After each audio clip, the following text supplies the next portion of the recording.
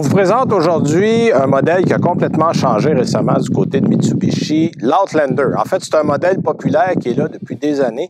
Et là, comme Mitsubishi fait partie de l'alliance Renault-Nissan, on a profité de cette alliance-là pour amener un véhicule qui est basé sur le Nissan Rogue. Alors, si vous trouvez que ça ressemble à un Nissan Rogue, vous avez raison, parce qu'on se sert à la base de la même plateforme, du même moteur, de la même transmission et pas mal du même intérieur aussi. Là où on a travaillé du côté de Mitsubishi, c'est sur l'aspect extérieur. Vous le voyez, l'avant est assez polarisant, c'est pas au goût de tout le monde, mais c'est un avant qui est unique à Mitsubishi. On a également travaillé les côtés. Là, évidemment, il y a plusieurs versions. Là, on parle des versions ES, SE, LE, LE Premium, SEL, GT, GT Premium. Donc, il y en a 7. Mais il y a un seul moteur. C'est un moteur 4 cylindres, 2,5 litres, de 181 chevaux, je vous le disais. C'est le même moteur du côté de chez Nissan.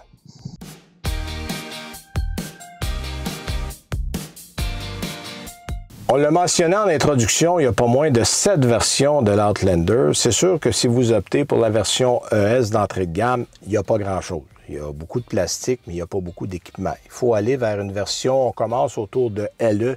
La version LE, avoir du matériel que les gens recherchent dans ce genre de véhicule-là. Par exemple, la climatisation à 3 zones. Android Auto, Apple CarPlay, les roues de 20 pouces, un toit panoramique. Donc, c'est le genre de matériel que vous avez. Vous avez aussi en équipement dans les versions GT un afficheur tête haute qu'on n'a pas dans la version qu'on a avec nous. Ce qui est intéressant aussi, c'est qu'on a une espèce de simili-suède, mais qui est très confortable, qui s'entretient bien. Donc ça arrive aussi à partir des versions LE. Volant gainé de cuir, pommeau de changement de vitesse aussi qui est recouvert. Donc, on a des belles qualités de ces véhicules-là. On a également une 3e rangée dans le modèle qu'on a, qui est une rangée de dépannage. Soyons honnêtes, ce n'est pas pour mettre 2 adultes à l'arrière, mais vous avez des glissières qui sont à la 2e rangée qui permettent de bouger de l'avant à l'arrière pour ainsi donner un peu plus d'espace si vous avez des enfants dans la 3e rangée. Ça, dans cette catégorie-là, c'est un des avantages du Outlander. Petit tour sur la route maintenant, c'est pas un modèle de performance. D'abord, on a une transmission CVT qui, cela dit, fonctionne assez bien, mais ce n'est pas synonyme de performance. Les 181 chevaux vont vous donner ce qu'il faut de puissance, mais sans plus. Ce qu'il y a d'intéressant, par contre, dans les modèles mieux équipés comme on a, il y a plusieurs modes de conduite. On a une conduite normale, on a une conduite pour les routes glissantes, pour le gravier, on a même pour la conduite d'hiver et il y a un mode éco. Donc, c'est pas le choix qui manque. Mais vous avez remarqué qu'il n'y a pas vraiment de mode sport.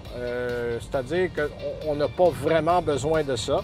Ce qu'il y a d'intéressant, on a beaucoup amélioré le confort et les sièges sont une grande amélioration par rapport à l'ancienne version. Et au niveau de la visibilité, c'est très bon. On n'est pas assis trop haut, ce que j'aime bien, parce que les VUS, des fois, je trouve on est assis un peu haut. Donc, la position de conduite est très bonne. Et la tenue de route est excellente. Et Mitsubishi a aussi une très bonne réputation pour son système 4 roues motrices qu'on a sur ce véhicule-là. Donc, qui est très bien construit et qui va vous donner un bon rendement. Donc, en général, pour avoir un VUS familial qui peut, à l'occasion, vous dépanner avec une 3e rangée de sièges, c'est un excellent véhicule familial.